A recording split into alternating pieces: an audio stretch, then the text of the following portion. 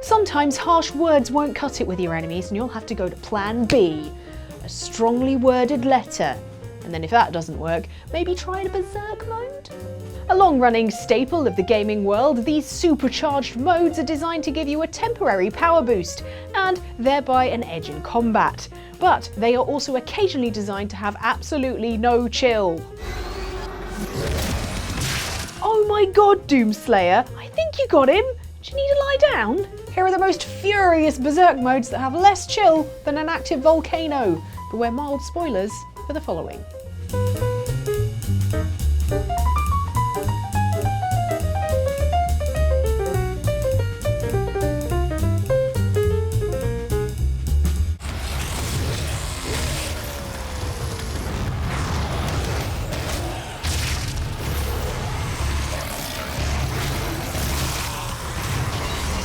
The character you play in Doom is seldom seen and never speaks, so it's anyone's guess what exactly he's into, but if we had to guess...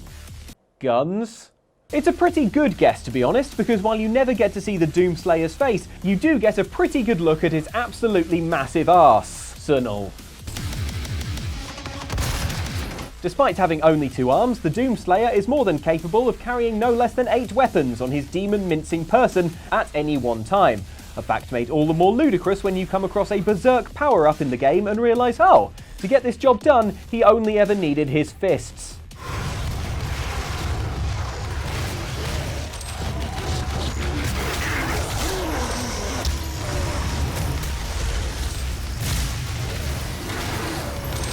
Or as he calls them, tear and share. That's rip and tear? Oh, sorry, I haven't had lunch.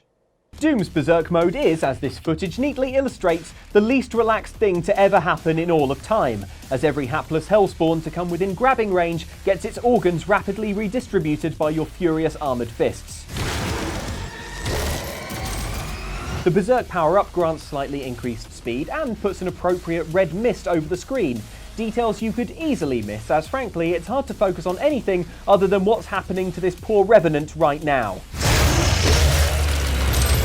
The pure vitriol on display here isn't surprising, given that the game's codex says exposure to this power-up led some test subjects to vent their rage on any living creature they could find, before even damaging themselves if there are none around. So it's a good job the demons heading in the Doomslayer's direction are basically limitless, to spare you the sight of him pulling his own ribcage in half. The Codex also notes that in the unlikely event a berserked person survives, they will be, quote, left in a permanent state of delirium and should be exterminated. I agree, the Doomslayer is now too dangerous to let live and should be killed. But, you do it. You had us up all night! Ugh, we were trying to smoke crystal in there. You hideous mistake! Trevor from Grand Theft Auto 5 is a complicated character, as evidenced by the stuff he gets up to when you're not controlling him. This ranges from childlike whimsy, We are Scooter Brothers! Scooter Brother! to mass murder, Last one standing. Again. to being a werewolf, I guess? That being said, Trevor's defining characteristic is his anger, which he can channel in a number of creative ways. I wish we had more time to delve into the real implications of your bigotry! Try not to be around when he's channeling his anger in a number of creative ways. Sometimes though, things can all get a bit too much and Trevor can activate his special ability, Red Mist. Unlike Michael's special ability, Bullet Time, or Franklin's special ability, Driving Focus, Trevor's Red Mist is a souped up rage mode that makes him practically invincible, as well as super powerful and a lot more sweary. Oh, Jesus! It's a faint accent! Get out! You can hardly tell! Come on. With Red Mist active, Trevor takes half as much damage as he normally would, and also can't actually be killed. So if you ever wanted to try headbutting a train, now's your chance, at last.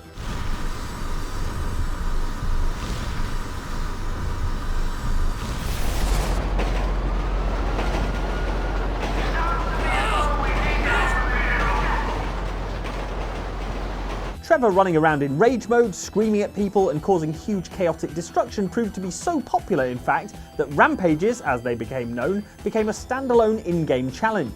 In these, Trevor overreacts wildly to some tiny perceived slight and then goes absolutely apeshit on whichever unlucky group of people managed to wind him up this time. They were right! Hipsters are dead! I don't know, Trevor, have you looked in the mirror recently? You look like you're one sleeve tattoo away from opening a fixie bike shop. / artisanal coffee house. For one day only. Tips graciously accepted.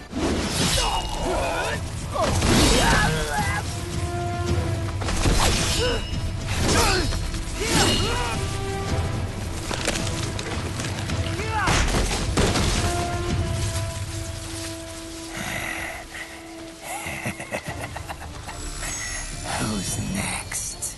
Raiden from the Metal Gear series wasn't super popular when he was first introduced for a couple of reasons.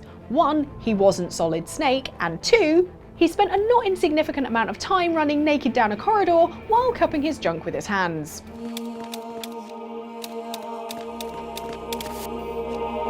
Oh, dude, put it away. Ugh. So, for later games, including the spin-off title Metal Gear Rising: Revengeance, Hideo Kojima decided to address concerns over Raiden's character by having him become a terrifying cyborg ninja with a poor sense of how to blend in with locals. Relax, Kev. I'll blend right in. But what he lacked in tact, and also body, limbs, neck and lower face, this new Raiden more than made up for in destructive capability, thanks in no small part to his new Ripper mode. A mode named after serial killer Jack the Ripper because, remember, the whole tact issue. I think it's time for Jack to let her rip. With Ripper mode active, Raiden emits a grisly red aura, laughs maniacally, and can kill most enemies with a single blow. Although, why stick to just one when you can subject your luckless foes to a combo that resembles being attacked by an IKEA kitchen utensils department?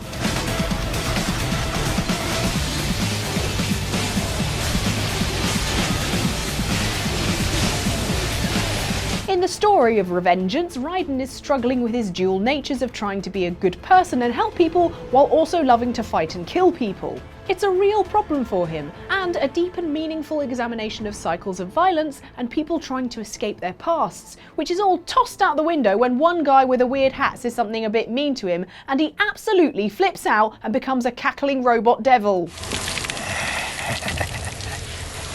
This is my normal.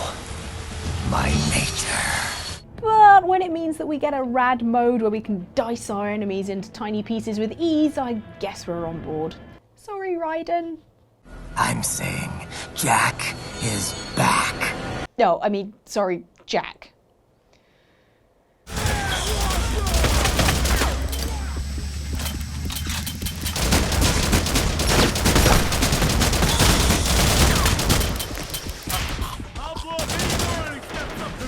Going to war in a dystopian sci-fi future is a bit like juggling chainsaws on a unicycle.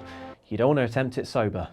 Good news then that troopers fighting in the Mantell Corporation's private army in Haze can rely on the hallucinogenic Nectar drug to make their horrible conflict seem like a wonderful dream. Nectar lets you aim farther and move faster, turning you into a deadly combat machine, and best of all, it can be pumped into your bloodstream with a simple press of the L2 button.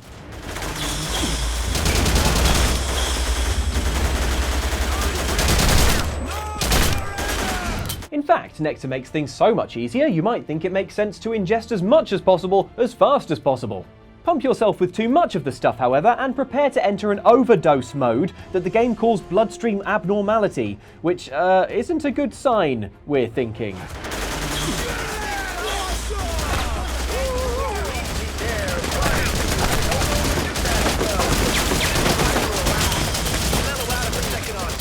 Get this razzed up on Nectar and your usually blissed out battle experience becomes much, much less chill. Expect to literally always be firing your gun, even when you haven't gone anywhere near the trigger. Oh god, this is a bit much. Moreover, while overdosed on Nectar, you'll fire at anything that moves, without having to aim. This includes your teammates, who, hey, it turns out don't like being murdered by the squad's resident Nectar junkie. Save your bullets for them, dumbass! And if you think being low on bullets would make you less lethal in this mode, guess what? An empty clip just means you'll start compulsively grabbing grenades, still with no control over what's happening. In fact, the only part of this process that isn't automatic is throwing the grenade. Oh dear.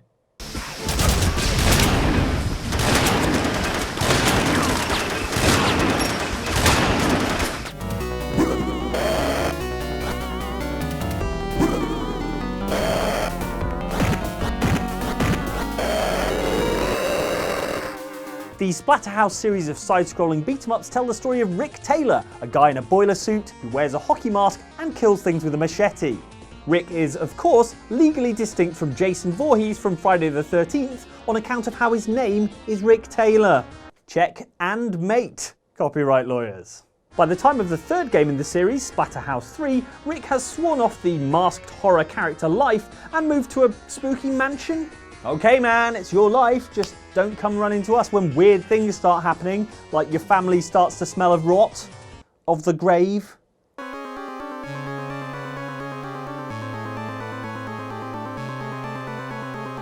What did I say? Turns out this is just the start of Rick's problems, as his family is kidnapped by a demon called the Evil One. Rick then has to wander through his house punching creatures that, to be fair, already look like they've lost a pretty serious fight. Along the way, Rick can collect Power Stones, which, instead of going in an infinity gauntlet and allowing you to snap half of all life out of existence, allow you to build up your power bar, which seems worse, if we're honest. That being said, once the bar is full, you can activate Mutant Rick mode. In Mutant Rick mode, as your horrible sentient mask explains to you at the start of the game,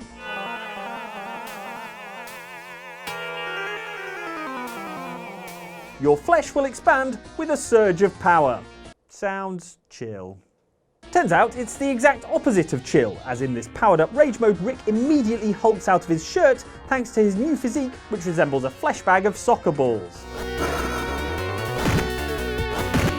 His mask also extends further down his neck, he gets the ability to throw weapons and, for some reason, an arsenal of pro wrestling inspired suplexes. Suplices? Whatever. Also of note is a new attack in which meaty prongs shoot out from Rick's chest, damaging any enemies nearby and also the fragile psyches of any children playing this video game. To be honest, that's probably how I'd react if someone poked me with a fleshy baguette that came out of their chest. I guess you don't know until it happens.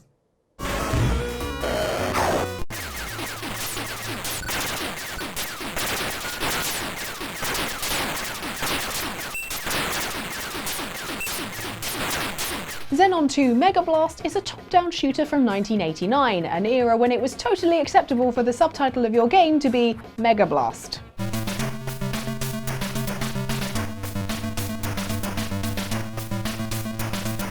Though I would totally play What Remains of Edith Finch Megablast.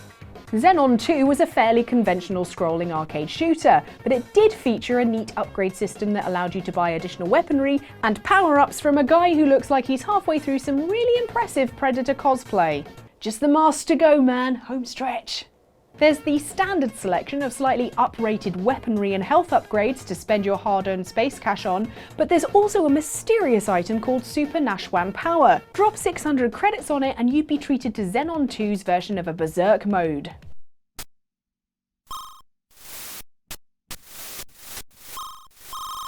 For 10 glorious seconds, you'd receive a powered-up weapon in every available slot on your ship, including multi-directional shots, rocket launchers, and enormous lasers. This turned you, the player, into an omnidirectional bullet sprinkler. It's a good job it only lasted 10 seconds because filling the screen with projectiles slowed your poor 16-bit Atari ST to a crawl. There was a slight catch to Super Nashwan Power though. You had no control over when to use it. Instead, it activated automatically as soon as you left the store, which was usually at the start of the level before the really nasty enemies show up. That's a bit like buying a load of fireworks and then them all going off simultaneously the moment you leave the supermarket. Spectacular, but a waste of money. Money you'll need to make bail for the whole fireworks thing. As a bit of trivia, the keen-eyed amongst you might have noticed that the icon for the power-up is a horse's head. That's because Super Nashwan Power is named after Nashwan, a racehorse that won 4 major races in the 1989 season.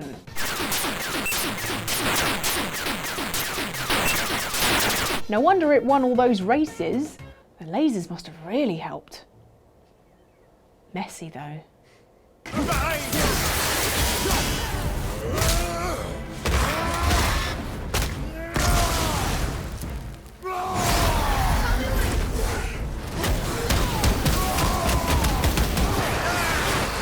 Kratos from God of War isn't a dude to whom you would ascribe the word chill, as anyone who's been on one of his wilderness field trips will attest. I can't.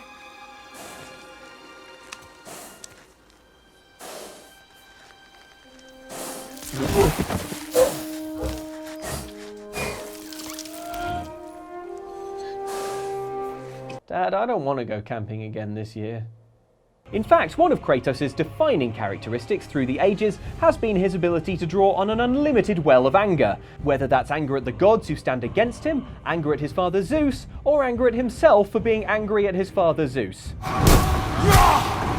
Over the years, this anger has expressed itself in a number of rage modes, most recently and most furiously, Spartan Rage from 2018's God of War.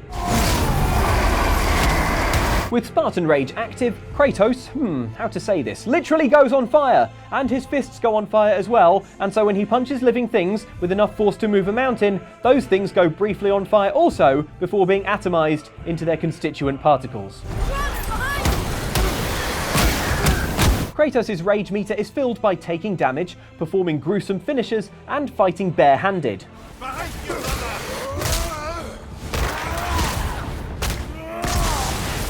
Presumably because nothing's more rage-inducing than skinning your knuckles on an enemy's face.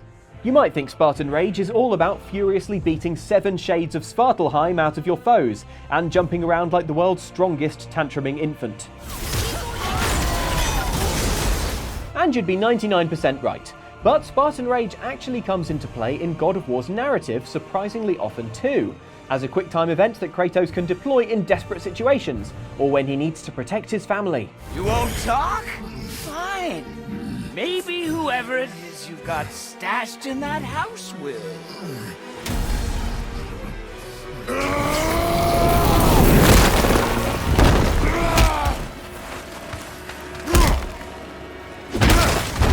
Aw, how heartwarming! And best of all, Kratos' son Atreus seems to be getting in on the Spartan Rage action. Looks like Dad's on the ropes. Time for Atreus to get mad.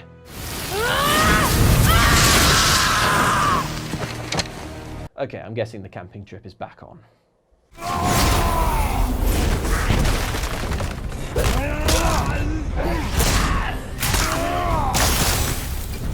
So those are just some of the extreme Berserk modes. They were a little bit over the top. Maybe just bring it down a little bit. Just calm inside voices. Yeah? Take deep breaths. Feel better? Good. You nice and calm? Excellent. Well, while you're nice and calm, why don't you go and relax by watching some of our other videos. Here is a video from us about languages in video games that you wish you could learn now that you're nice and calm and can learn them. And the other one here is some slightly extra uses of magic over on Outside Xbox. And if you really like us, why not subscribe?